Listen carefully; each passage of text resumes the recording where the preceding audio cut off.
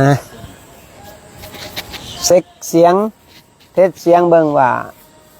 เสียงดังพังชัดบ่ไปเข้ามาแล้วทักทายบอกในเด้อญาติโยม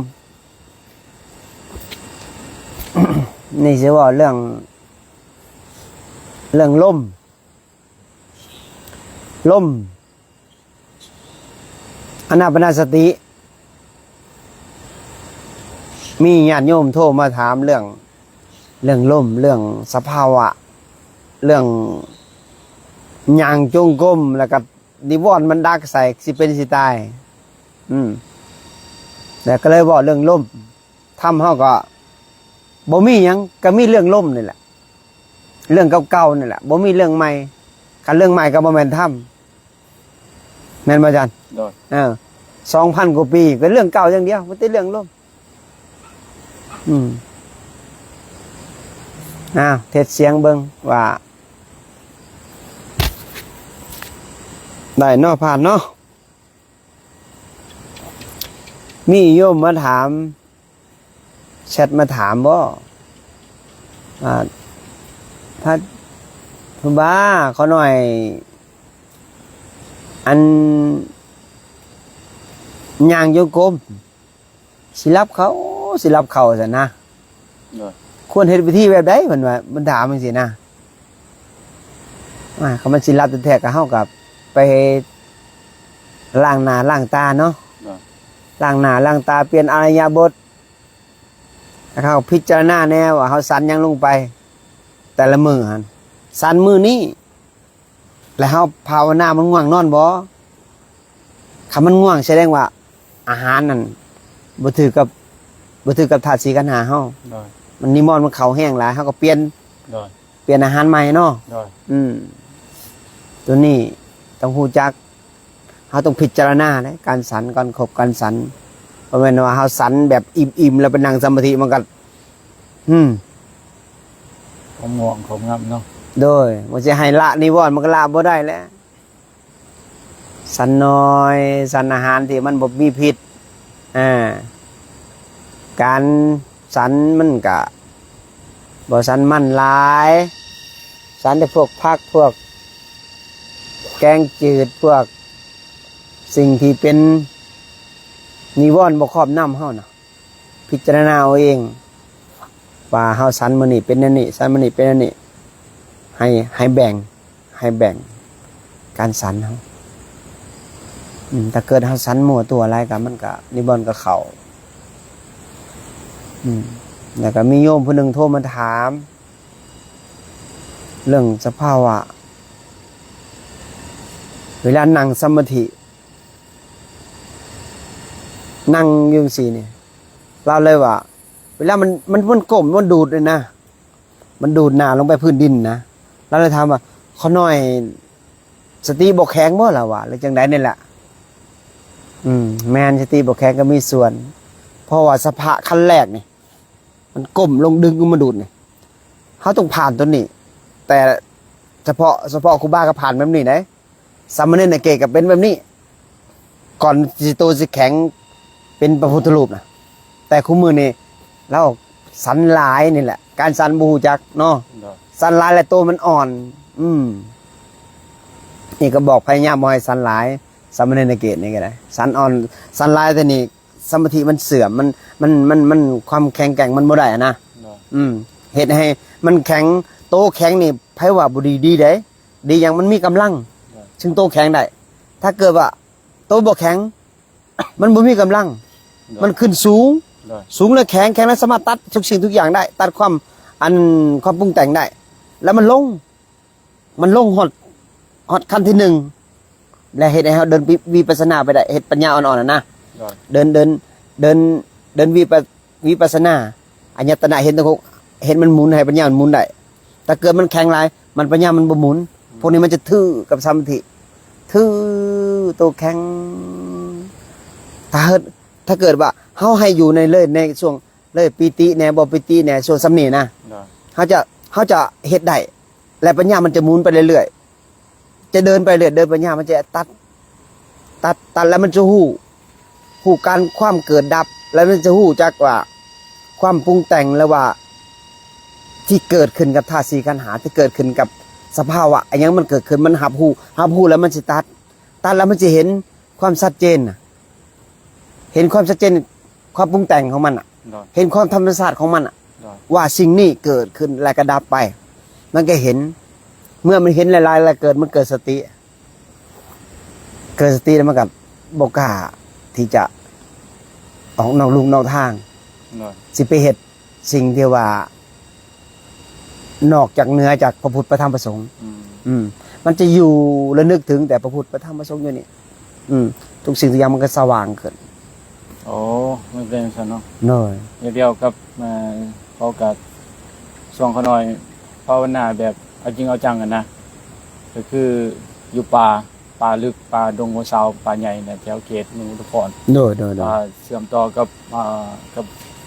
น้องหลวงเขาแหละมันเป็นเชื่อมต่อกันผู้หน่วยนะ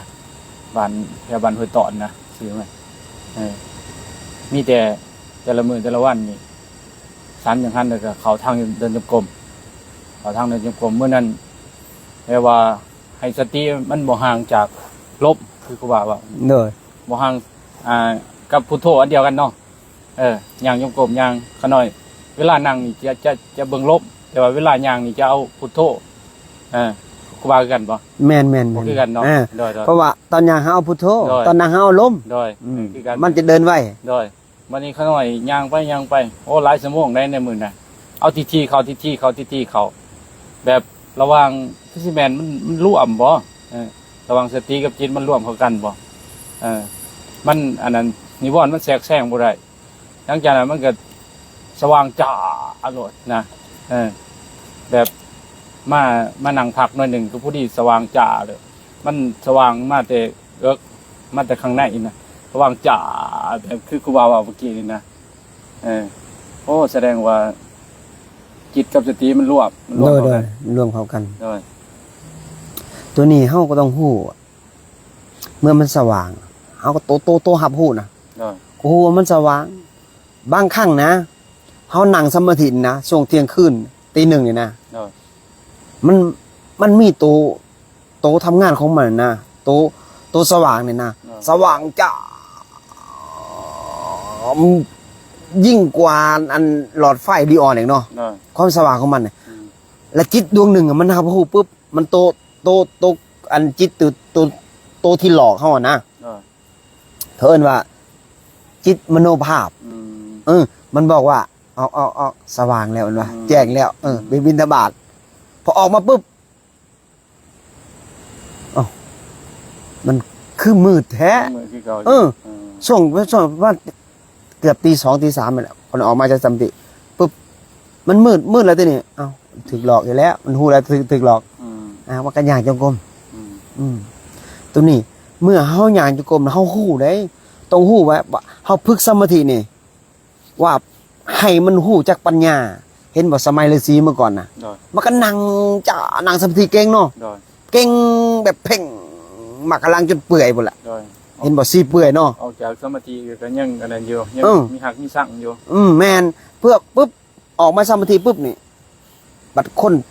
กระแทกหน่อยหนึง โดย บ่พอใจละวิชาทิฏฐิเกิดขึ้นแล้วกันเฮ็ดบ่ได้ดังใจเพิ่นก็บ่พอใจ อันนี้คือสมถะแบบว่าบ่มีปัญญา โดย ยังโทสะยังเกิดมันเสื่อมได้ ใครที่ยินทำหยาเนาะ แม่น ครับ อันนี้มันเป็นโลกิยะ คันโลกุตละมันจะพิจารณา สิ่งนี้บ่เที่ยง ตั้งอยู่ดับไปเนาะเกิดขึ้นมาอายตนะเห็นปุ๊บมันจะพิจารณาของมันเอง จะเสียงหายเสียงด่าเสียงปล่อยเสียงหยังก็แล้วแต่เขาจะวางได้ โดย เขาจะวางได้แล้วเขาและจิตนี่นะเวลาเฮาเว้าออกไปนี่ เสียงโทสะอยู่นี่ แต่จิตนี่ มันบ่ติงไหนมันบอกขยับขยันบ่หวั่นบ่ไหวเลยเด้แต่เสียงเว้านี่เสียงดัง โดย ฟังชัด มันเป็นอาการของกิริยาไอซีที่เคลื่อนว่า แบบความชินเคยแบบ แม่น แบบที่ว่าจะได้เนาะ คือ บุคลิก คือเขาหน่อยนี่เว้าเสียงดังกับสามเณรนี่ ได้ แต่ว่าจิตเขาหน่อยนี่เว้าปุ๊บเนี่ยมันฮู้ปั๊บเลย ได้ มันฮู้ปุ๊บมันกลับมาที่จิตเลย บอกกับเพื่อนเลยนะแต่เรามันดึงกลับมาเองมันเนาะ แม่นมันหับฮู้มันจับไป จับคำเว้าแล้วจับที่จิต ว่ามันติงบ่ คำว่าติ้งปุ๊บขาสั่นปับหัวใจเต้นตึบมันตัดปึ๊บหัวใจเต้นปุ๊บตัดปึ๊บมันบ่ลงหอดขาเมื่อก่อนบ่ลงหอดขา อ๋อ ลงขาสั่น ว่า ขาสั่น ปากมันจะไปหัวใจเต้นตึบตับคู่มือนี่มันคือว่า พัฒนาขึ้นดี มันดีขึ้นมันตัดปึ๊บ เอ โอ้ อ พอเขาเห็นปุ๊บเนาะก็ตัดปุ๊บเนาะก็มันก็เปรียบเสมือนเขาก็โดดขึ้นอีกชั้นหนึ่งเลยอะ อืม วุบมันก็เบาวับเลยนะโอ้สว่างแบบนั้นน่ะ มันวางได้เนาะ แมนมันวางได้ สิ่งที่เป็นอาการของกิริยามันวางได้เพราะว่าตัวนี้มันบ่เกี่ยวกับกายเด้ตัวโลกิยะนี่นะ เนย โลกิยะที่ว่าความตั้งมั่นของใจนี่มันตั้งมั่นอยู่แล้วมันมีสมาธิเกินว่ามันเป็นอัตโนมัติของมันอุโตเกินว่ามันมีความนักแน่นเกินว่าสมถะทางใจความนักแน่นทางใจ เวลาอิหยังออกมากระทบอิหยังต่างๆมันบ่สกัดนั้นไว้เกินว่าประสานน่ะว่าเป็นใจมันสแตนดาร์ดใจมันได้มาตรฐาน เนย มันตัดเองมันหมุนเองมันตัดเองมัน เนี่ย เออ ขันว่าถึงนักปฏิบัติ นักปฏิบัติที่ว่าขันอยากหยังขันเป็นนักปฏิบัติแท้ๆเนี่ยต้องปฏิบัติให้สมถะมันแข็งแกร่ง ใช่ ให้มันตัดทุกสิ่งทุกอย่าง แล้วให้มันแยกนามแยกรูป แยกสัญญาแยกเวทนา แยกสังขารแยกวิญญาณให้มันแยกมันเองไหนบ่แม่นว่าเฮาไปปรุงแต่งแยกมันได้ แม่น อันนี้เขาเอิ้นว่า เข้าไปสู่นักปฏิบัติเต็มตัวเต็มร้อยเลยนะ ใช่ อันนี้บ่แม่นขอหน่อยเคยไปฟังหลวงตามหาบัวอาจารย์ใหญ่หลวงตามหาบัว เพิ่นก็เว้าจังซี่กัน ใช่ คันอยากคนนั้นเลยจื้อเพิ่นเด้ อืม จื้อคำเพิ่นเว้านะคันจะเป็นนักปฏิบัติตัวแท้จริงอ่ะ ใช่ ให้แยกนามแยกรูปได้ก่อน ใช่ อันนี้บ่แม่นขอหน่อยเว้านะ ใช่ อันนี้คือหลวงตาเพิ่นเว้า ใช่ ขอหน่อยเลยจำคำเพิ่นเว้ามา แยกน้ำแยกรูปให้ได้ก่อนจึงเว้าเรื่องสภาวะ แม่น เออ แล้วก็ขอหน่อยเลยจำคำเพิ่นเว้า เออ ขอหน่อยปฏิบัติแบบอัดลูกสูบอะไรอย่าง อืม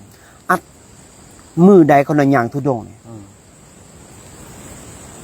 คันเกิดว่าขอหน่อยขาดสตินะขอหน่อยอธิษฐานได้ ครับ บ่ต้องสั่นเขา เออ บ่ต้องสั่นเขาเลยมื้อนั้นขอหน่อยกับคนก็บ่มีคนใส่บาตรพร้อมนะ อ๋อย่าง บ่มีคนใส่บาตร อ๋อ อย่างน้อยๆสุดๆที่ว่ารอเลี้ยงน้ำ อืม น้ำนี่มีอยู่ มันลงโทษของมันเองเนาะ โดยลูกโทรมาเนี่ยแล้วก็ว่าคันเกิดแบบปุ๊บขาดสติหลายๆน่ะเวลานั่งสติมันไปลงกลแบบว่านั่งแข็งดีๆเนี่ยปุ๊บหนึ่งจากสังเกตรถอ่ะทาญาติโยมหรือว่านักอันนั้นครูบาอันนั้นนักปฏิบัติเฮานะนั่งแข็งๆจังซี่นะ อืม คันปุ๊บเพ่งลมถ้ามันขาดลมเนี่ยคันความคิดปรุงแต่งเข้ามาเนี่ยมันจะตอดปุ๊บ เนาะ แล้วมันจะตั้งใหม่ตึบ เนาะ ทีนี้เฮาจะเสียโอกาส ถ้าเฮาอธิษฐานจิตว่าขอนี้จะซิกเมื่อขึ้นสอดแจ้ง ถ้าเกิดว่า เจ้านี่จะซิกมันขึ้นแจ้ง และเจ้าแจ้งปุ๊บสว่างปุ๊บและจะมีตอดเงานั้นแสดงเจ้าบ่ผ่านนะ อ่า ถือว่ายังบ่ผ่านนะสำหรับทิศเขาหน่อยได้ ตอนเงาที่ว่านั่งสับงกบ่ โดย อ๋อ ถือว่ายังบ่แม่นนี่สิซิก มันต้องโตแข็งติ๊ง แข็งติ๊ก อ๋อ จนมันอิ่มไก่คันอึกแล้วก็ประมาณตีห้า บริลูกยางอยู่ ตีห้าครึ่งแล้วก็ออกจากสมาธิมันจะคลายออกมันออกเลย คลายออกปุ๊บเขาก็จะแบบเปรียบเสมือนกับ มันโล่งอะนะ เนาะ มันโล่งแบบเปรียบเสมือนมันตับไตใส่พุงคือมันโบมีนี่นะ อืม มันโล่งมันเบาแล้วก็ย่างออกมาปุ๊บเขาขยับออกมาได้เขาค่อยๆได้เวลาออกจากสมาธิเนี่ยเขาเอามือออกเนาะเอามือออกขยับนิ่งๆมาพอให้เลือดมันแล่น อ๋อคอยขยับตัว โดย คอยปล่อยเคลื่อนไหวอาการของกาย โดย คอย เพราะว่าอันเนื้อหยาบกับเนื้อแข็งอ่ะ โดย ถ้าเกิดเขาติงไว้มันจะส้นกัน ส่วนกันเนาะ ส้นกันแล้วอักเสบ อืม อักเสบแบบนี้กระดูกเขาก็สิ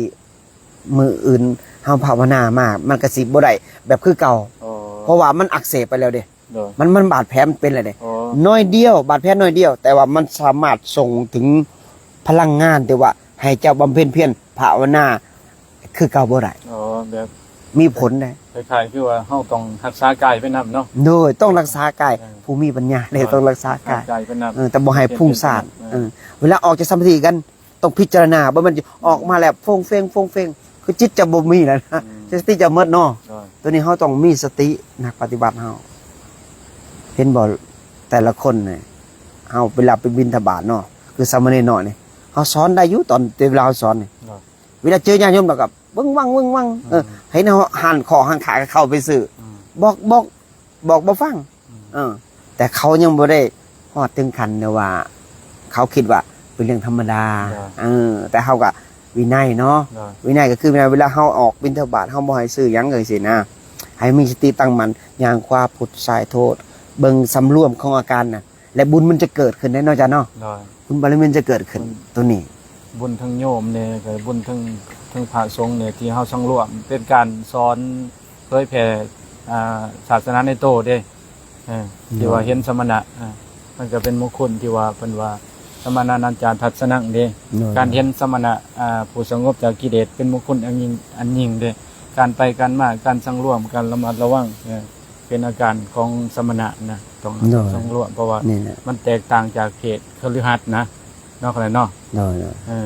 คือว่านักปฏิบัตินี่มันต้องเอาจริงเอาจังแล้วก็ผ่านบ่ตายก็มันดีบ่ดีก็มันตายเนาะหลวงปู่สะเพิ่นว่าเนี่ยเขาน่ะอธิษฐานคำนี้ แม่นบ่อธิษฐานอธิษฐานก่อนที่เขาน้อยสิลงจากอันนั้นวัดมาอันตอนที่เขาน้อยอยู่หนองหลวงนั่นเขาน้อยมีอัตราตัวตนสูงนะทิฏฐิมันสูงนะ แต่ก่อนเนาะอาจารย์มันเทศน้อยเดียวนะมันต่ำมันเด้ต่ำกิเลสมันเด้ ต่ำแล้ว ต่ำตึกพระอาจารย์นี่บอกให้เขาเนาะนี่นะพุ่นความคิดเป็นวิชาทิฏฐิอ่ะ โอ้ยสุดท้ายมาเพิ่นอยากให้เจ้าดีแม่นเพิ่นอยากให้เจ้าเป็นคนบ่อยากให้เจ้าเป็นสัตว์ในไรสารเนาะให้สอนเจ้าเข้าใจเรื่องสติปัญญาให้สอนเจ้ามีสติเจ้ารับไหลเพิ่นสิเตือนสติเจ้าถ้าเจ้าบ่รับไหลมันก็ดีแม่นบ่นึกบ่พอใจเพิ่นว่าจับกดจับบาทจับบริการไปจับบริการออกไปได้ออกจาริกธุดงค์กลางคืนเลย9 โมงกลางคืนออกไปบาปขนาดก็ว่าโอ้กูว่าไปตายคือบ่ลงมาซันเขาแต่ไปเลยอันบัดฮอดกลางทางท่านกรรมมึงฮอดแล้วบาดนี้มึงเฮ็ดกับอาจารย์ว่าซั่น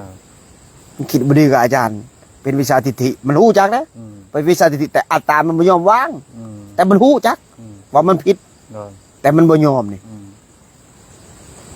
มันยอมเลยที่ไปเจอหมาอยู่กลางนั่นน่ะกลางป่าน่ะ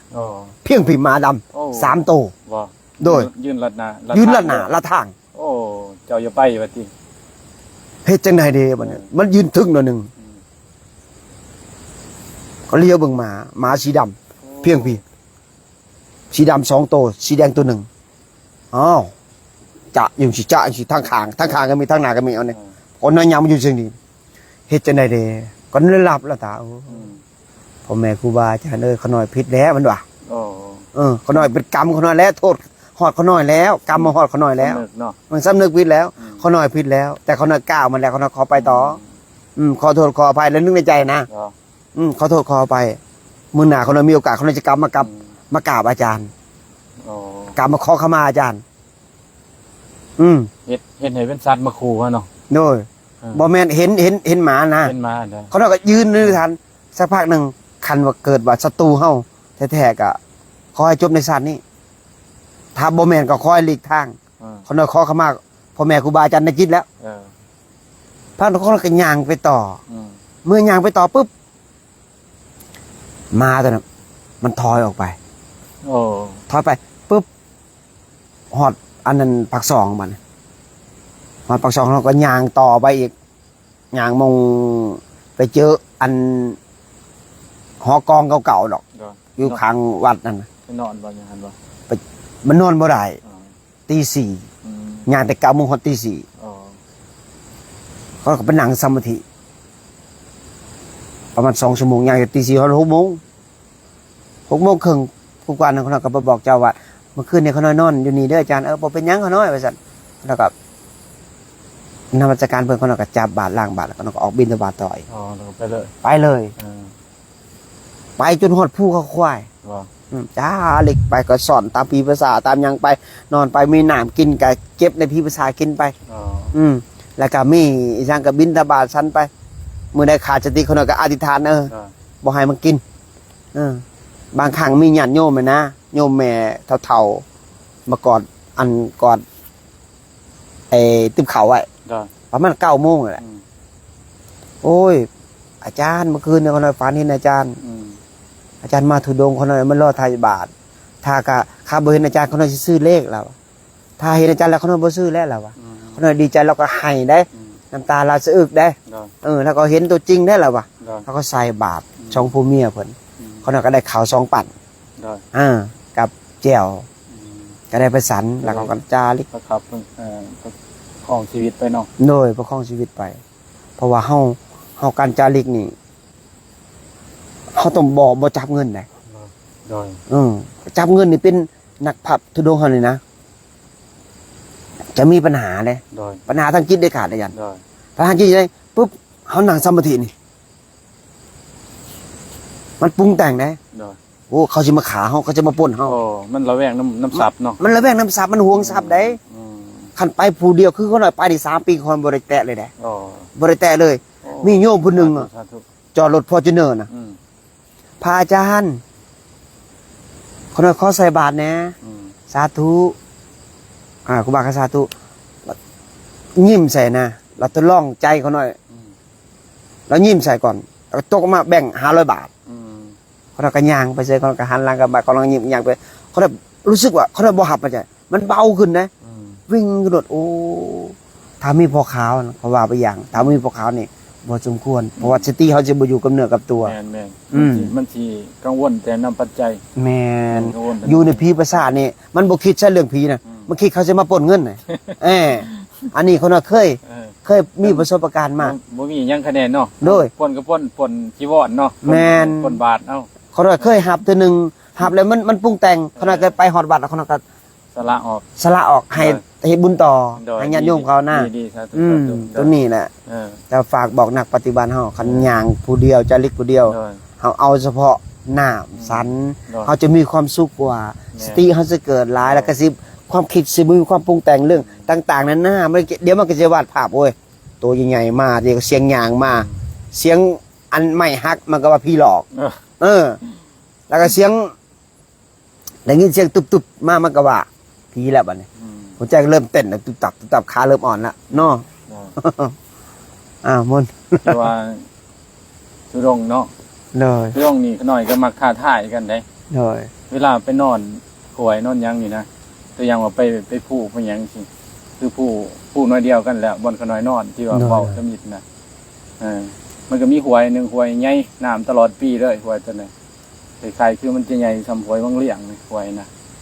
น้ำใสได้เนาะ น้ำใส น้ำใสขนาดมันนั้น ใส่วันนี้ขน้อยได้ถ่ายมันอยากลองเบิ่งว่าได้ยินชาวบ้านเขาว่าโอ้บอนมีงูใหญ่ยังอันนี้พญานอกพญานาคยังประมาณนี้เขาว่านะชาวบ้านแล้วไปนอนควงหนามเลย เลย แบบว่าให้เขาเอาไม้กาดเฮ็ดเป็นเตียงเนาะนอนควงหนามพอได้ให้มันนอนมันถึงหนามนะนอนตันหนามเลย ถือพิสูจน์เลยเนาะ โดยพิ พิ สู สู จ จ น์ น์จิตเลย พิสูจน์เลย สาธุ เวลานอนไปขน่อยก็แต่ก็นั้นอยู่แต่ว่าขน่อยมักจมคาถาหนึ่งคาถานั่นหลวงปู่มันคาถาคือว่าอันยังปัญจามาเลสีโตนวะยังประมาณนี้แหละแต่ว่าพยามันเรื่องคาถาเนาะเดี๋ยวก็ล่องจมเพราะอันนั้นจมซื่อๆมาวันนี้เลิกเมื่อคืนนั่งสมาธิเนี่ยก็ล่องเอ็นโตลงไปมันนี่มีเห็นนั่นเป็นงูมาซ้ำต้นเผาเลยต้นเผามันสีมาต่ำเอาอ่ะนะแต่ว่าก็นอนกองทางแต่มันก็หลีกไงได้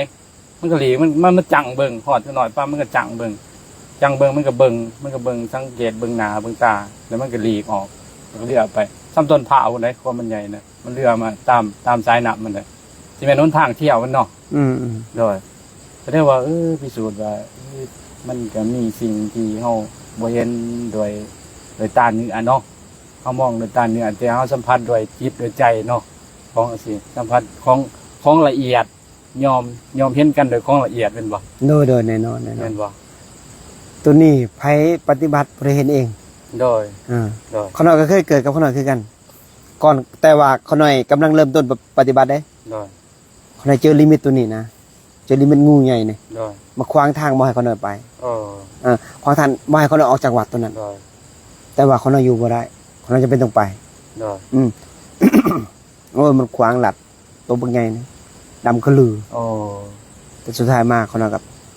ผ่านไปได้ บ่ โดยตัวนี้ หลังจาก เจอกัน ขน้อยย้ายจากน้ำไปแล้วก็ไปนอนอยู่เทิงนอนอยู่เทิงบนโคกนะมันก็นั่งอยู่ได้นั่งกลางเว้นนี่แต่ว่าตัวนั้นเป็นกลางเว้น โดย ก็เลยมีคล้ายๆคือซ้ำแขนผิดมาจักสิว่างูเห่าจักสิว่าจังอ่างแหละมันก็เรื่อมาฮะมันก็มาส่องมึงหนาอีกคือเก่าอีก ส่องมึงหนาแต่มันก็ไป แต่ว่ามีคลิปอยู่มีวิดีโออัดไว้อยู่ท่านมันอยู่คลิปหูตัวนี้ละ โดย ก็เลยว่ามันพวกเขาเจ้าทีบ่หรือว่าจะได้อะแต่ว่าเรื่องของมันมันยังกระยาง แต่ว่าก็ได้พิสูจน์ได้ว่าสงสัยตัวเดียวกันหมดจัก ตัวนี้ยังน้อยเลย อืม อยู่ผู้ก็ควายเขาหน่อยว่าซ้ำผิดอะ ได้ ความใหญ่ความดำอะนะ ได้ ผมว่ามันว่าไปเขาหน่อยสิอยากข้ามไปทำ อืม มีเมื่อก่อนมีพอออกไอ้ช้างมาอุปถาครูบาอาจารย์นะ ได้ ออกเตี้ยๆดอกพอออกน้อม เออ เราก็พ่ายไปตำลังเขาน้อย ได้ เขาน้อยเห็นแล้ว มันขึ้นงอขึ้นมานะมันเลือกขึ้นมานะโอ้ยตัวใหญ่ซ้ำขาพี่นะ อืม ว่าไปมันก็เลือกขึ้นมาขึ้นอีกสิอ่ะ ได้ ขึ้นสักหน่อยสักครึ่งเนี่ยเขาน้อยก็ยึดจึกหลับตาลงปุ๊บ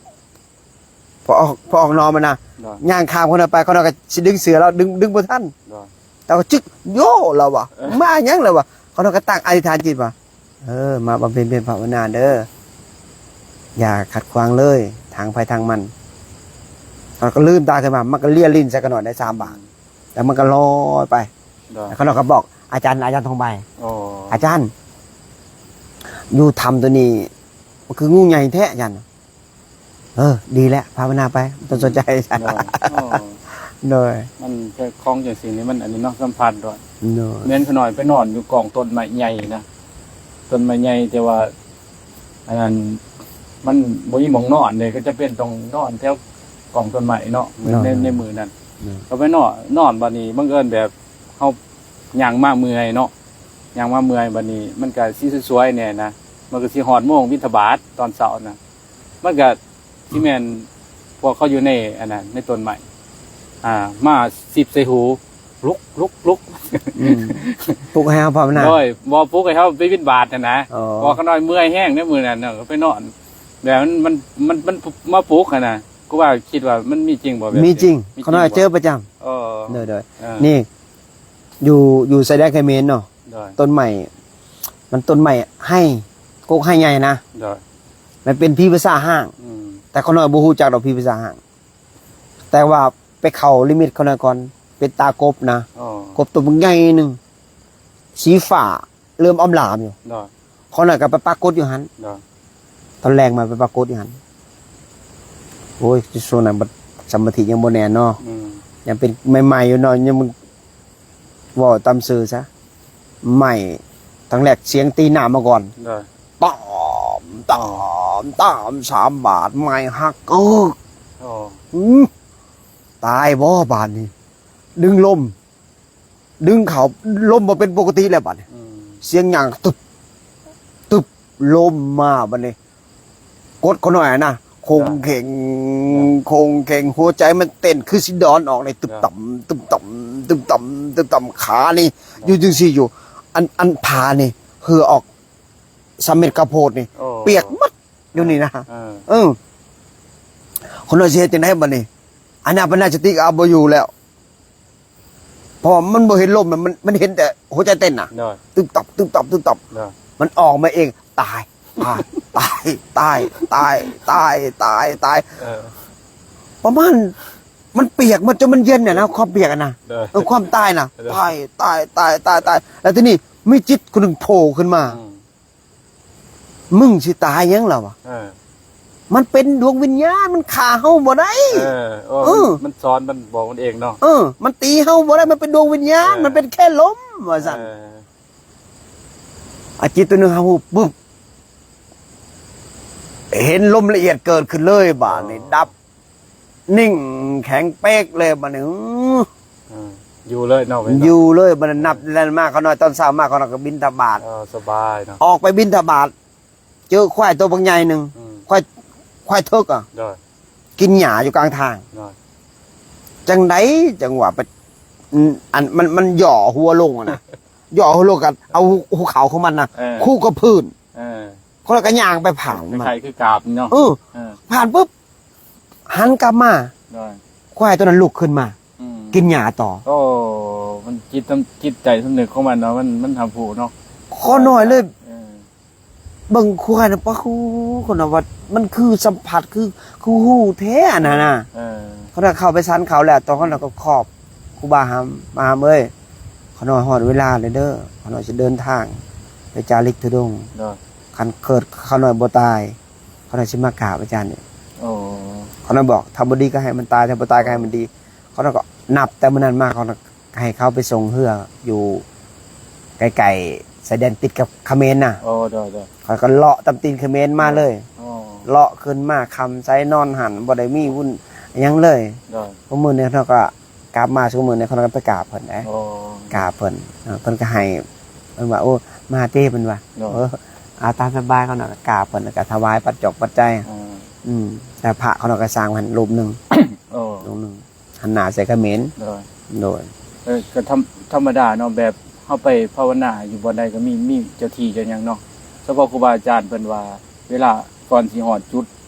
จุดมองเฮาสิไปภาวนาหรือว่าผู้น้อยนั้นเฮาก็ต้องอธิษฐานจิตก่อน ว่าเฮาไปแล้วไปเพื่อภาวนาบ่ได้ไปเพื่อรบกวนบ่ได้ไปเพื่อสิ่งใดสิ่งหนึ่งที่มีเจตนาแฝงเนาะเฮาไปภาวนาอย่างเดียวเพื่อความหลุดพ้นเนาะเขาหาผู้เนาะเออ ตัวนี้หันดังเขาฮู้เอง โดย เขาฮู้เองว่า เขผู้เอง เจ้ามาหยัง เออ เขาหน่อยเคยอยู่ในถ้ำเนาะอยู่ภูเขาควายเนาะจันเนาะ โดย ตัวนี้มันแบบว่าอยู่ภูอยู่ภูเขาควายนี่ที่อันลึกลับเนี่ย โดย ผู้นั้นต้องสัมผัสเอง เออ แต่ไปผู้เดียวพร้อมได้ โดย คนน้อยเอาตะปูนี่นะจันเล็กน้อยๆนี่นะตะปูนี่นะไปตอก เพราะว่าคนละแขนกดบ่ได้มันอยู่ในถ้ำเนาะ เออ ไปตอกน้ำไม้รีมมันนะ ตอกใส่หินบ่ ตอกใส่หินน่ะ เออ เอาหินตอกตะปูน่ะ อืม แต่เขาน้อยแขนกดก็น้อย โดย แขนปุ๊บเปิดกดแหละแขนปุ๊บเสียงยางออกมา โอ้ เขาในหนังอันตอนเขาในบนหนังยังบ่อย่างนะ โดย ตอกปุ๊บนางปั๊บเสียงอย่างออกมาแต่ข้างในอะทำพึกจิตนะ โดย ที่เขาหน่อยไปอันนั้นไปบำเพ็ญเพียร โดย สุดซองเนี่ยนะ โดย สำหรับเขาอยู่ในทำใน6 เดือน อืม ยังมาตึบเมื่อคืนคนละกันนั่งไปเบิ่งมันจะเห็นยังข่อยเขาน้อยเขาน้อย อืม มึงจะเห็นยังเบิ่งมันน่ะมันก็ย่างวนไปวนมาวนไปอยู่หันมันจะหอดตี 1 ตี 2เอา โดยโอ้ สุดท้ายมาเฮาสิฟังแต่เสียงย่างเนี่ยเฮาสิบ่ได้พึกสติกับมันเลยนะ เออ เออ สิไปส่งจิตออกนอกเนี่ยบ่ได้ ส่งจิตนอกบ่ได้แล้วเนี่ยนะ เออ ก็เลยบอกกับมันนะ เออ เออบ่เห็นบ่ตาแตกบ่มื่นบ่ อืม ผู้กดนะบ่ได้เอาหยังนะมาภาวนานะ กดเนาะ มาผู้กดซื้อภาวนานะ อืม มันหยุดหยัง หยุดไปเลยเนาะ คนน้อยก็ โอ้ งงว่ามันคือสัมผัสได้กับ โอ้ กับเสียงเว้าฮ้อนะ อืม พอนั่งปุ๊บกลางคืนมา นับแต่มื้อนั้นมานะ โดย บ่มีหยังเล โอ้ ย แล้วก็จะมีเสียงมาเฮิงมาเทื่อนึงแล้วก็จะมี โดย อันพวกอันชัดสาวาสิ่งนี่แหละขี้เข็บ อืม โตชมนี่ แล้วก็งู โดย เออ อ๋อ มันเป็นประจำอยู่อ่ะ แบบเดียวกับขนอยคือกัน โน ที่ว่าไปพูดหน่อยนะแบบบริขอบเขานะบริบอกจะได้ไปไปภาวนานะแบบดื้อไปนะบริต้องบริขอบเบิงไปกับหมองกลางกดกระคักแล้วในเขตนะเขตเมืองอุทุพรนั่นแหละผู้ตัวมาก็ไปกลางกดไปกลางกดก็ธรรมดาเนี่ยเฮาสิกลางกดเฮาก็ต้องสำรวจก่อนแม่นบ่แบบเบิ่งว่าต้นไม้บ่มันสิมีต้นไม้สิหักทึบใส่คนเฮาบ่เนาะแม่นบ่ เนย เฮาต้องสำรวจเนี่ยเพื่อความละเอียดเพื่อหอบขอบแม่นบ่ เนย แต่ว่าก็มีต้นไม้หนึ่งทั้งข้างต้นไม้หนึ่งแต่ว่าคือสังเกตเบิ่งมันก็ดีปกติ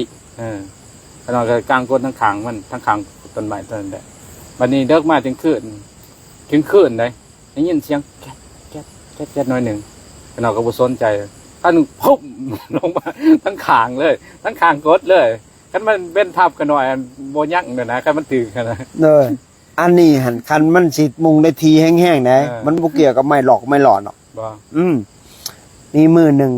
นั่งกับครูบาสองโอครูบาขอ ได้ กับเขาหน่อยนั่งกันนั่งแข่งกันเลยนะ ว่าไผสิแข่งแกร่งกว่ากัน ได้ จิตไผสิแข่งแกร่งกว่ากัน ลมพัดมาต้นไม้หักคึบ อีกประมาณ2 ศอก ได้ ต้องหอดพวกเขาหน่อย โอ้ บ่มีไผลุกจากสมาธิเลย ว้าว ตัวนี้หันคันทีได้แห้งๆนี่จริง ได้ นี่จะฝาก อันนี้เป็นฝากบอกญาติโยมเด้ออย่าไปนั่นเด้ออันนี้เป็นของฝานของทดสอบจิตเด้อเนาะ ได้ทดส ให้ อบ ทดสอบจิตให้แข็งแกร่งได้ตัวนี้ได้บ่แม่นว่าเฮาเอามาเว้าอันนี้คือว่าไผปฏิบัติผู้นั้นเห็นโดยตนเอง ได้ ไผจิตบ่ได้แข็งแกร่งผู้นั้นเห็นเองคันว่า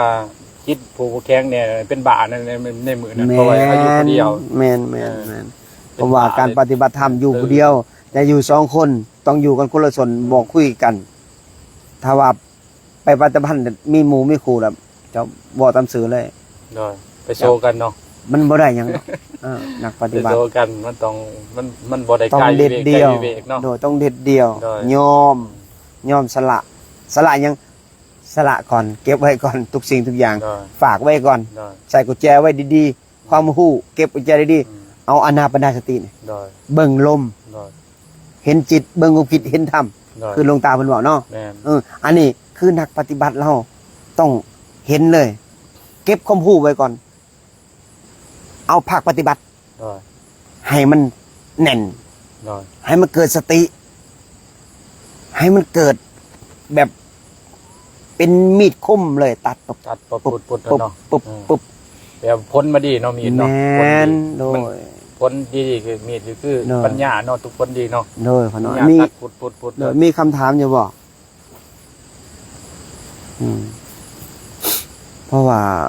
คันว่าเฮาปฏิบัติแล้วเฮาบ่เจอเฮาบ่ลงทางเฮาก็บ่ฮู้จักว่า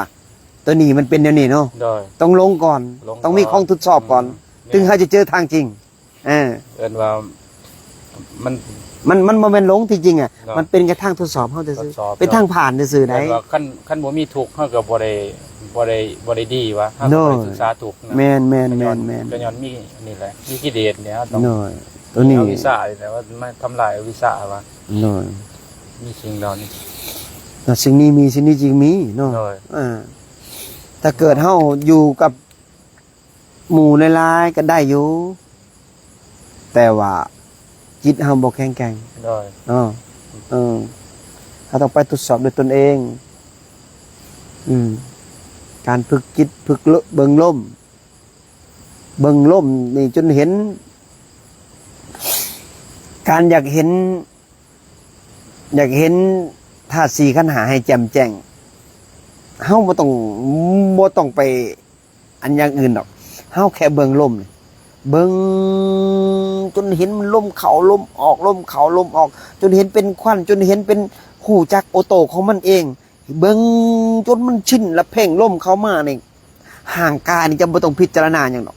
มันแตกสารเองเลย โดย มันจะเป็นเห็นอสุภะเลยอะเห็นกระดูกกักซากเลย โดย เห็นเลยอ่ะเจ้าจะตกใจได้เมื่อเห็นแล้ว เขาจะตกใจปุ๊บมันก็สิตัดตอนแบบว่า มันหยุดเบรกอะนะมันเบรกจึกเลย โดย หยุดเลยได้ตอนนั้นนะเฮาเบิ่งล่มนี่แหละให้มันเจออสุภะให้เห็นชัดเจนเลย มันจะเบื่อหน่ายเนี่ยเบื่อหน่ายและคล้ายกำหนัดเห็นบอก โดย ตัวนี้ต้องเห็นด้วยตนเอง มันถึงจะเข้าใจ โดย ถึงจะบอกสำได้ก็แล้วแต่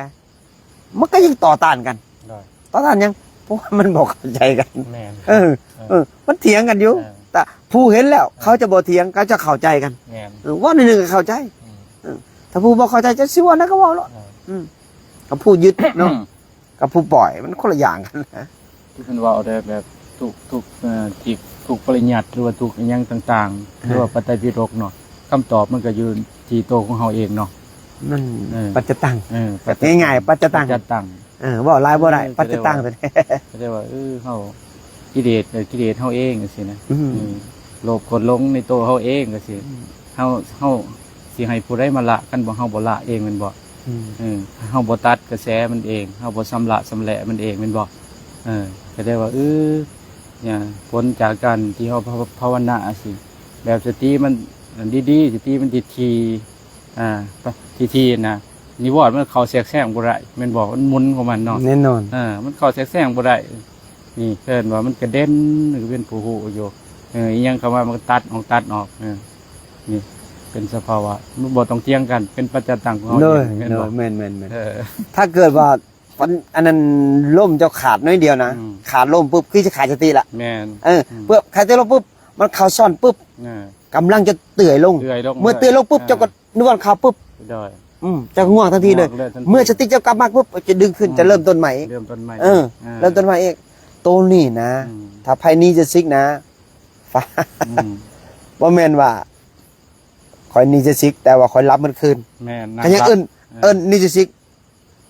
อย่าพึกกิเลสเด้ออย่าพึกกิเลสคิดดวงนี่จะพึกหยังมันก็ได้นั่นไหนจะพึกรับมืออื่นจะมานั่งจะรับอีกคือจะไม่ได้สติได้รับเป็นความสินเคยคือจะว่า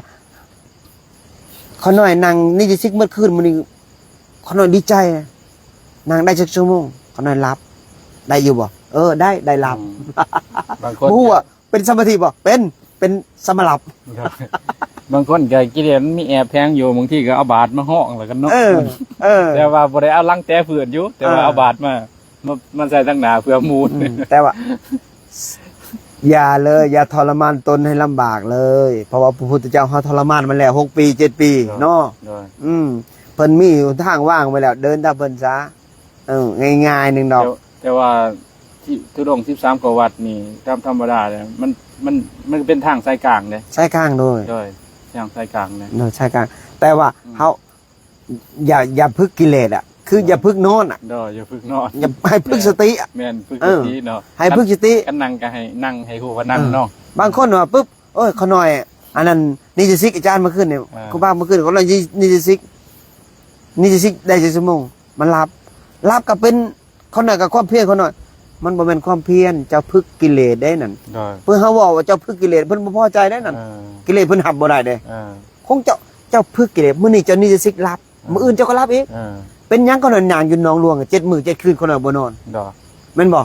ตานี่มันสิบ่แดงเลยบ่แดงถ้าเกิดว่าเฮากำหนดมันเป็นน่ะลมให้ปกติได้ตัวนี้ได้เป็นหยังถึงมีอากาศหนาวซำได้น้องหลวงแม่นบ่แม่นความอดทนซำได้7 คืนน่ะบ่นอนน่ะขน้อยช่วงเขาพรรษาช่วงพรรษาที่2บ่นี่สมถะนี่จะซิกแบบได้40ปลายมื้อโดยสาธุใน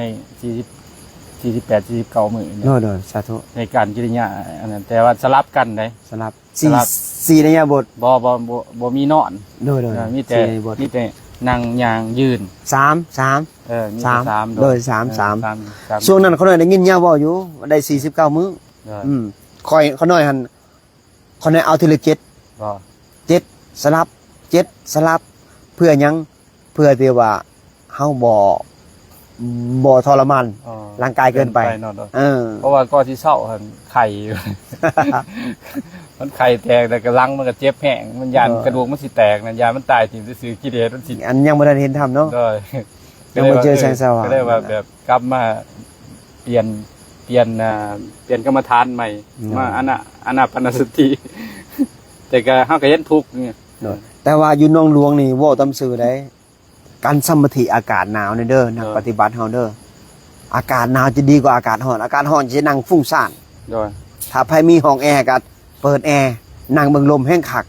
เอานิ่มๆลมมันออกมันเข้าดิโดยอากาศเย็นนี่สุดยอดเลยการนั่งแข็งเป็นบ่มีหนาวบ่มีร้อนบ่นั่งเพ่งลมได้ดีขนาดอากาศเย็นนี่แนะนำเลยอากาศเย็นนี่สุดยอดการฝึกจิตนี่แต่อย่าไปฝึกกิเลสได้ไปอากาศเย็นนอนปึ๊บอย่างเดียวมันก็บ่ได้หยังเลยมันได้แต่นอนเลยเว้ยได้นิวรณ์เนาะได้นิวรณ์ได้นอนอย่างเดียวได้พี่พันงามมาแล้วแต่ว่าเฮาบ่ได้สติเด้มันก็ได้มีแต่กามคุณเกินเต็มหน้าเนาะแน่นอนเต็มหน้าเลย เต็มจิตเต็มใจเลยให้ภาคไว้ตัวนี้นักปฏิบัติเฮาฝึกก็ต้องฝึก คันเกิดว่าเฮาอยากรุดอะไรเนาะ โดย ฝึกเด็กจริงจังอย่าบอกอะไรกิเลสมันบอกว่ามื้อนี้เฮ็ดน้อยๆไปเฮาบ่มีบุญเหมือนมันบอกเนาะ แม่น มันยั่ว ได้ยินคนเว้าหลายได้ตัวนี้นะ เฮาบ่มีบุญเฮาบ่มีวาสนาคือเพิ่นว่า แม่น อันไผบ่มี เออ เจ้าเกิดมาก็มีบุญแล้วเจ้าจนได้เกิดมาเป็นคน โดยได้ เออ ได้ทรัพย์เก่ามาเดิมแล้วได้ แม่ ทรั น พย์เก่ามาแล้ว แล้วเจ้าได้ เออ ได้อานิสงส์แล้วเจ้าจะได้ฟังธรรมได้ยินคำสอนแมันบ่ โดย เมื่อเจ้าฮู้แล้วจะปฏิบัติทานนี่ศีลนี่มันเหนือกว่าทาน โดย สมาธิเหนือกว่าศีล มันก็ศีล เออ ภาวนาเนื้อก็สมาธินะ สติปัญญามันเหนือกว่าสมาธิ โดย ต้องพึกคักๆตัวนี้ศีลสมาธิปัญญา ตัวนี้โอ้โหประเสริฐสูงสุดไผเห็นลมตัวเองผู้นั้นน่ะ จะมอบกลายถวายชีวิตให้พระพุทธพระธรรมพระสงฆ์เป็นที่พึ่งอันสูงสุด จะบ่ออกนอกลูกนอกทางจะบ่เฮ็ด โดย อย่าบ่เฮ็ดแบบงมเฮ็ดอ่ะนะ แม่น จะไปเดินยางสายตรงเลย โดย จะเห็นสุดท้ายจะทะลุเลย ทะลุเลยน้องฮอด ทะลุเลยฮอดไว้พร้อม บ่ต้องปูป่าเลยเนาะ บ่ต้องบูป่าเลย ตัวนี้นะโอ้ ย่าง นับตั้งแต่สัมมาจิตติสัมมาสังกปรสัมมาวาจาสัมมาวายโมสัมมากัมมันโตสัมมาสีโวสัมมาสติสัมมาสมาธิเนาะครับ โด เนาะ ยนี่แหละ8อย่างนี่ โดย ถ้าเจะย่างปุ๊บนี่เจะย่างไปแล้วนี่ โดย จะไปเจอนี่จะแวะหันขานี่ ห้วยไปเจอยาสูบ อืม ไปเจอเหล่า อืม ใช้มันคักแต่ เออ จะก็แวะเวียนเนี่ยจะอยู่หันจะไปใส่บ่ได้ อยู่หัน จะก็ลงก็จะกระจมกับคือเก่าเองเหมือนบ่ จม อืม แม่นแหละ จะไปเจอสิ่งดีๆเนี่ยแซ่บๆจะไปติดเนี่ยแซ่บๆอะ อืม ไปหันนี่ อืม จะไปเจอซ้ำคำนินทาคำนินทาจะก็ไปผูกมัดอาฆาตพยาบาทอยู่หั่น พยาบาทอีกเนาะ จะก็ไปใส่บ่ได้จะก็จมอีก จะไปเจอคำสรรเสริญนี่ติดชินบนใจ บ่ได้อีกเนาะ จะก็ติดอยู่หันอีกไปใส่บ่ได้ เราก็ทำ8มันก็ดึงจะไหวอีกเนาะ โอ้ยอย่าติดหยังเลย ปล่อยวางมันซะจะเอาหยังบ่ได้ในโลกนี่ แม่ จะถามตัวเองจะเกิดมาหยังเกิดมาสร้างบุญบารมี โดย เกิดมาสร้างคุณงามความดี โดย ใส่ชาร์จแบตเต็มที่และเดินทางตรง โดย เอาพระพุทธพระธรรมพระสงฆ์เอาเป็นสรณะที่เพิ่งอันสูงสุด โดย เอาพระพุทธเจ้านี่ โดย เจ้าสิเห็นธรรม โดย แล้วเจ้าสิศรัทธาแบบแห่งกะเลย คือมื้อนี้ญาติโยมเพิ่นมาจากเวียงจันทน์ โดยโอ้สุดโดนหนอนสัตว์ รถติด2เถื่อ รถจิ๊บมาปุ๊บเอาโซ่แล้วบอกให้ฟัง เอาโซ่มัดล่อมัดขิงเพื่อจะขึ้นมาผู้กระปิด ขึ้นมาได้เสยกูมากันยังงูเอ้ย บัดค้ากลับแต่ว่าติดบ่ ขึ้นมาได้จังไดบอกสบายแล้วว่ะปากคากราบรถติดพากันไปโยกเอารถไทยไปแก่เอานี่คือคนศรัทธาแห่งกะโอ้ยโมทนาสาธุนำเล่าเนาะ สาธุ โมทนานำเดินญาติโยมผมมีคำถามเนาะมีวะมุ่น น้อยนั่งสมาธิบ่ไปใส่มาใส่คือบ่ก้าวหน้ายิ่งอยู่แต่กับความสงบความควรแก้ไขอยู่ อ้าวก็ออกมาจากสมาธิ เดินปัญญาเนาะ เดินปัญญาพึกสติมันแข็งแกร่งแล้วแต่ควรพิจารณาจะติดซุกได้น่ะบ่ยอมออกจากสมาธิน่ะติดซุกได้ติดซุกตัวนี้หาประมาณบ่ได้เงิน100 ล้านมาซื้อบ่ได้ โดย ซุกสมาธินี่ได้ให้ออกมาเดินปัญญาโอ้ อายตนะ อายตนะเข้ามาทางหูทางตาทางลิ้นทางดังอันนี้ก็บ่เทียงอันนั้นก็บ่เทียงลงที่คำอนิจจัง โดย คำว่าบ่เทียงจากประมาณจากปีหนึ่ง โดย หรือว่าผู้แล้วแต่ผู้เกิดถ้าเกิดผู้อันความขี้ข้านบ่มีกิเลสบ่มีนะที่พิจารณาตลอดน่ะเพิ่3 เดือนรูทวารเปิดหมดเลย แม่นนะ เปิดมันจะเปิดรูทวารเนี่ยมันจะเปิดรูเดียว โดย มันจะปิดหาหูเนี่ยไม่ปิดหลัง6 หูทั้งหูตะวันเนาะมันปิดหาหูมันเปิดหูเดียวคือสิ่งที่มันพอใจ โดย ทุกคนในโลกใบนี้ว่าเลยครูบาว่าเต็มปากเลยรูตะวัน6 รูมันเปิดรูเดียว มันปิดหารู โดยมันซ้อมอยู่เนาะ มันชอบอยู่ มันเอาแต่สิ่งที่มันพอใจ แม่ มันสร้างคนนี้มันหักคนนั้นมันบ่เสมอกันเด้มีหักมีสั่งเด้ โดย ไม่นละว่า โดย มันจะเปิดเฉพาะคนที่เดินปัญญา โดย 6 หูนี่ โดย มันเปิดแตกปึ้ง3เรือ3แตกมา3คือชีวิตจะอยู่เป็นสุขหาประมาณบ่ไรนะ แม่น จะไปนี่กับโบเทียงจะบ่สนใจหยังเลย โดย เพอนี่มันบ่มันฮู้แล้วว่าสอนคนมันยากเพอนี่ แม่นบ่เอา มัน เล บ่ ย สนใจมันบ่เอาเลย แต่ครูบาเหลือเวลาอีก2 ปี อธิษฐาน3 ปีญาติโยมนี่บอกเต็มเลยอะอ่า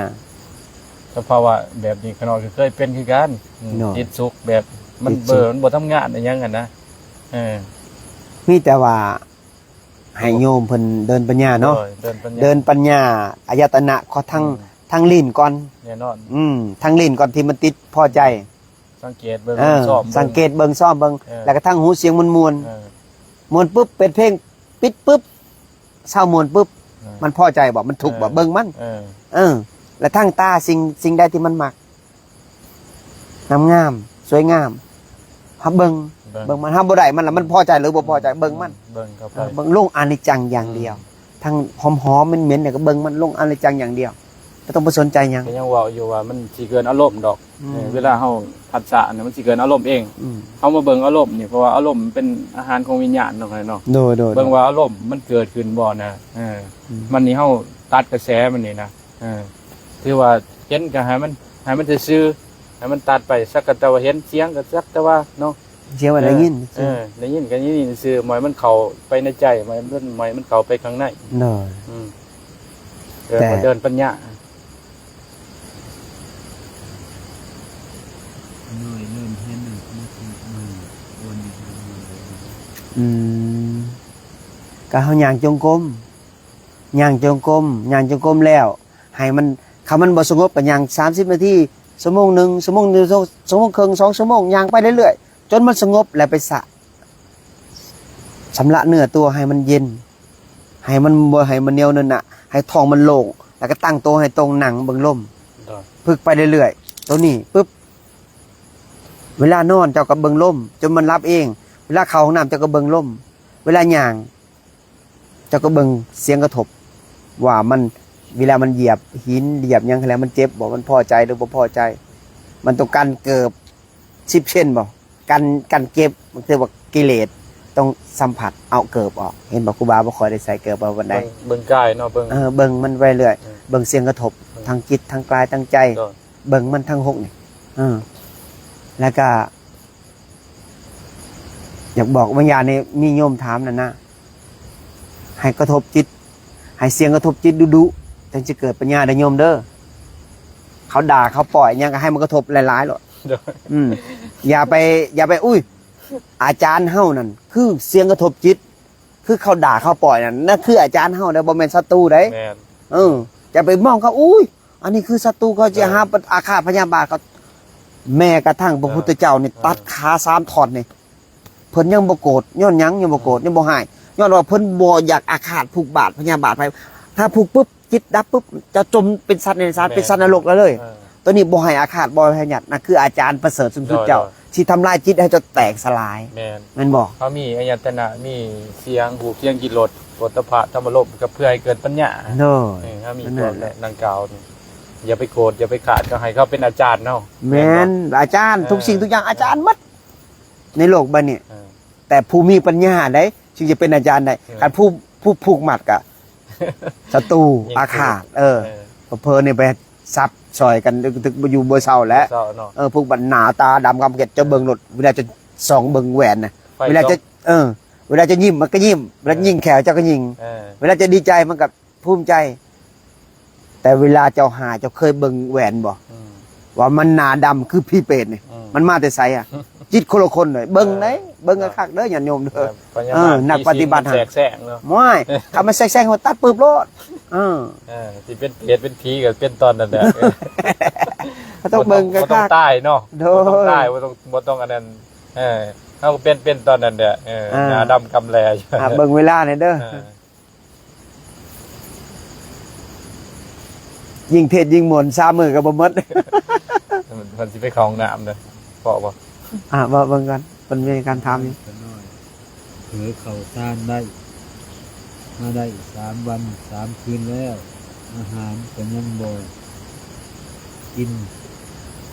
นแต่น้ำยังเข่าซ่านบ่ได้เฮ็ดแนวไหนถึงจะได้ หน่อยเฮาเคยเข้าแบบใดล่ะเข้าสมาธินี่นะเข้าฌานนี่นะระบบเข้าฌานนี่เฮาต้องค คนที่บ่มีลมเลยถ้ามาซ่านบ่มีลมบ่มีความคิดได้เฮาเบิ่งตั้งโตตรงๆนี่นะถึงได้3 มื้อ3 คืนบ่หรือว่าได้แบบชั่วข้าวคือเกณฑ์ในซาโลกิยะนี่ได้แค่3-4 ชั่วโมงแล้วก็ออกแล้วอิ่มแล้วเดี๋ยวมันก็เสื่อมแล้วนี่กินลาก็เสื่อมแล้วนี่เกณฑ์นี่เสื่อมแล้วนี่ เข้าอีกแล้วเด้ เข้านิ่งๆนี่ปุ๊บ เอากินกองไว้เบิ่ง ปิดกล้องให้เพิ่นเบิ่งแน่น่ะให้เบิ่งแน่น่ะมันเข้าคู่มืออย่างที่แหละเข้าไปจนนั้นมันก็เสื่อมมันออกมามันกินหลายเลยสันหลายปุ๊บตอนเช้าปุ๊บแล้วก็ตามันก็ย้อนลงมันก็ลา เข้าคัก อันนั้นเข้าคักนั่นเข้าคักอันนั้นเข้าคักบ่เดี๋ยวบอกเรื่องชาติก่อนเดี๋ยวบอกเรื่องชาติแป๊บนึงก่อนเข้าชาตินี่เด้อระบบเข้าชาตินี่ให้ญาติโยมฮู้ไว้เลยให้จื้อไว้เลยนั่งโต้นี่ตรงๆนี่ดึงล่มนี่ล่มบ่มีล่มละเอียดล่มมันจะเป็นสีขาวๆดอกอุ่นๆร้อนๆเย็นๆดึงเข่าปล่อยออกดึงเข่าไปออกมันจะดับไปบ่มีลมเมื่อบ่มีลมปุ๊บมันโตจะแข็งเป๊กเลยแล้วก็จะบ่มีความคิดแล้วจะมีความเกิดดับได้ถ้ามีความคิดมีความเกิดดับบ่แม่นชาติมันต้องโล่งเห็นแต่ลมละเอียดปุ๊บโตจะแข็งปิ๊กดำปุ๊บอยู่แต่ร่างกายนี่คือเขาชาติอยู่แต่ร่างกายจะเอาร่างกายไปโยนทิ่มก็ได้มันไปจะไปจมน้ำก็ได้จะเอากระสอบหมดใส่กระสอบโยนลงน้ำก็ได้อันนี้คือการเขาชาติที่แท้จริงบ่แม่นว่าเขาชาตินางสติความคิดปรุงแต่งอยู่พูดอยู่ดาวอังคารบ่แม่นเด้ญาติโยมบ่แม่นเด้เข้าฌานต้องบ่มีลมและก็บ่มีความคิดจะมีแต่ต้นโตอยู่ซื่อๆแต่จะว่าจะบ่เว้าเรื่องลึกกว่านี้เพราะว่ามันอันตรายเนาะจะเว้าซ้ำนี้เพราะให้ฮู้ว่าเข้าฌานเนี่ยบ่มีลมบ่มีความคิดถ้ามีความคิดมีลมแสดงว่าบ่แม่นฌานบุคคลที่บ่หายใจคือเพิ่นก็ยังว่าไว้ในตำราเนาะหนึ่งเด็กหน่อยอยู่ในท้องเนาะในคันเนาะแล้วก็คนตายเนาะแล้วก็คนเข้าซ่านแม่นบ่อันที่3ตัวชาตินี่มันลมละเอียดมันออกตามคนก็ได้ตามหยังก็ได้ตามคนปนเสร็จปอกเสร็จผมมันออกได้หมดถึงอยู่ได้3 มื้อ3 คืน7 มื้อ7 คืนลมมันออกในตามผู้คุมคนแม่นแต่ทางที่ดีแล้วเฮาเอาอ่อนๆเฮาปฏิบัติธรรมเพื่อความรู้ผลอย่าปฏิบัติธรรมเพื่อฤทธิ์เพื่อเดชบ่ได้อันเทวทัตชาน8ก็ยังจมตกนรกย้อนอาฆาตพยาบาทย้อนฤทธิ์ย้อนเดชอันนี้อย่าไปเดินพระพุทธเจ้าเขาเดินตามแล้วเดินพระพุทธเจ้าเขามีให้เดินตามแล้วเขาเดินตามพระพุทธเจ้าดีกว่า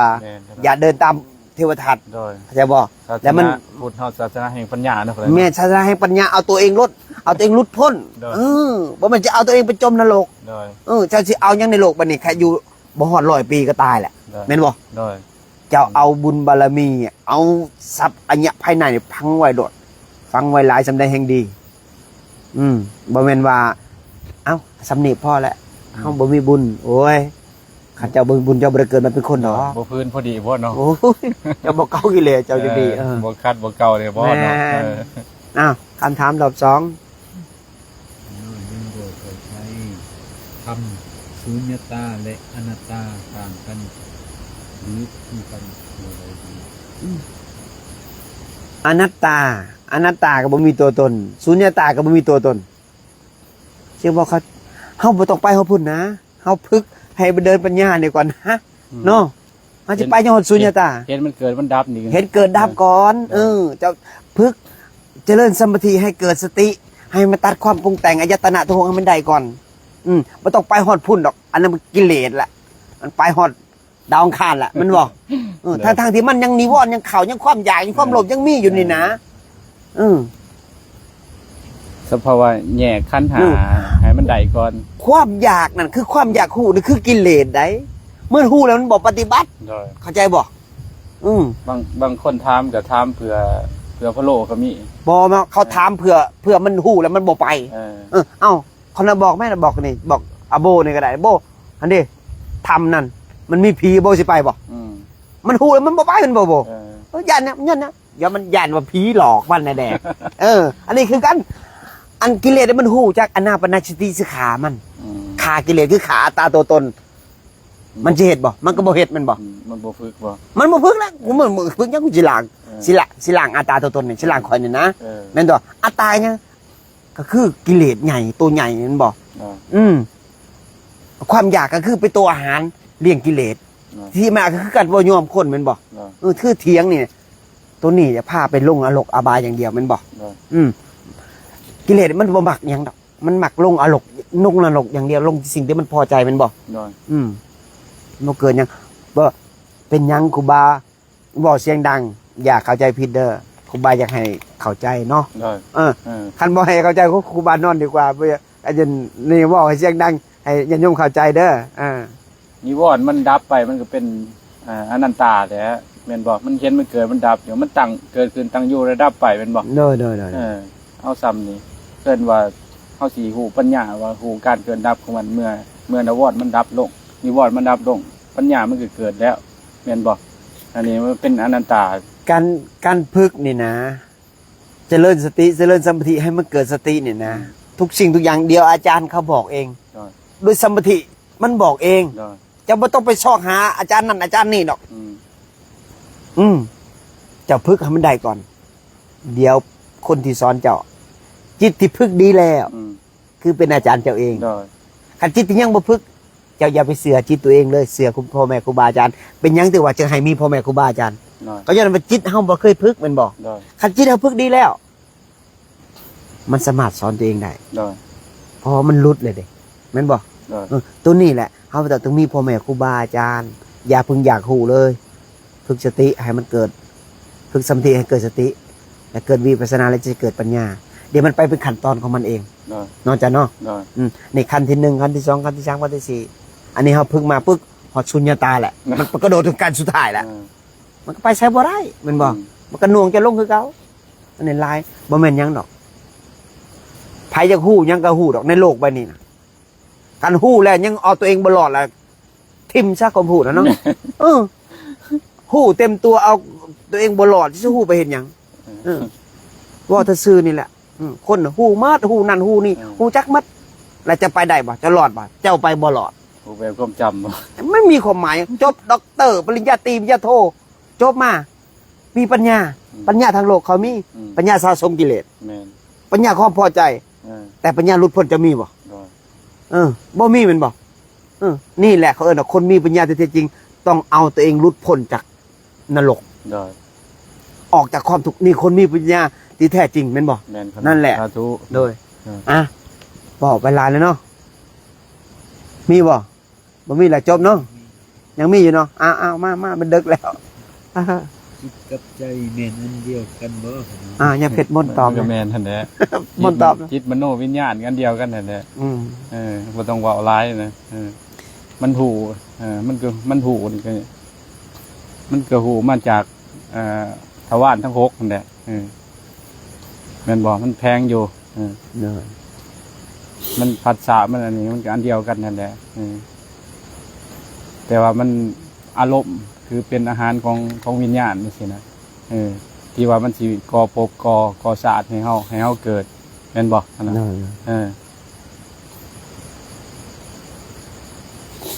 จิต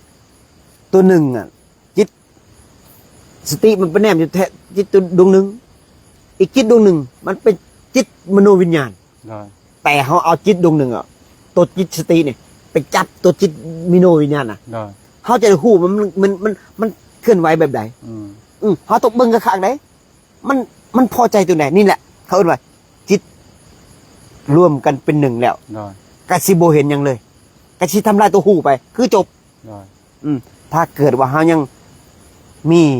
จิตมโนวิญญาณอยู่ก็ยังมีความปรุงแต่งอยู่แม่นบ่เขาไปตัดเพื่อไม่เอาจิตดวงนี้ไปจับตัวบ่ให้มีจิตมโนวิญญาณตัวนั้นทำลายตัวหูไปแล้วคือจบ ได้ ตัวนี้แหละเนาะสาธุสุดท้ายนะเนาะมีอยู่บ่จากหน้าที่แล้วชั่วโมงแล้วยุติแล้วพอละมื้อหน้าจังตอบคำถามเนาะ ได้ เดี๋ยว ก่อน ขอแจ้งข่าวนิดนึงอันเรื่องกุดเมื่อวานแจ้งแล้วเนาะแต่ก็สิเฮ็ดเพิ่มอีก2กุดแล้วก็แล้วห้องน้ำยังไหวก่อนเนาะเฮ็ดเพิ่ม2กุดนึงก็ คือว่าโยมเขามาถวายมื้อนี้เนาะ โดย มาถวายกุดหนึงเป็นเจ้าภาพด้วยตัวเองเลย โดย กราบโมทนาสาธุลดค่าพร้อมเมื่อได้บุญหลาย ได้หมดเลย โอ้ศรัทธาแห่ง สวย มาแต่ตี 4ญาติโยม ปลาสวยอยู่ มาแต่ตี 4ฮอดแตกเวียงจันทน์มาฮอดนี่บ่าย2โมงเนาะโอ้ถือว่าศรัทธากะเพิ่นมามอบถวายกุดหนึ่งหลังครูบาขอโมทนาสาธุนำเพิ่นญาติโยมอยากได้บุญก็สาโมทนาสาธุนำกันเด้อ บุญมื้อนี้ขออนุญาตให้พรญาติโยมเนาะตั้งใจเด้อญาติโยมเด้อบุญกุศลอันใดที่ครูบากับหมู่กัลยาณมิตรคณะสงฆ์สามเณรน้อยได้บำเพ็ญเพียรภาวนาโยมจงมีส่วนแห่งบุญสติบ่มีขอให้มีสติปัญญาบ่มีขอให้มีปัญญาขอให้เห็นแจ้งในธรรมตามความเป็นจริงโดยเถิด สาธุสาธุ สาธุอ อ นุ นุ โม โม ทา ทา มิ มิ ขอสิ้นสุด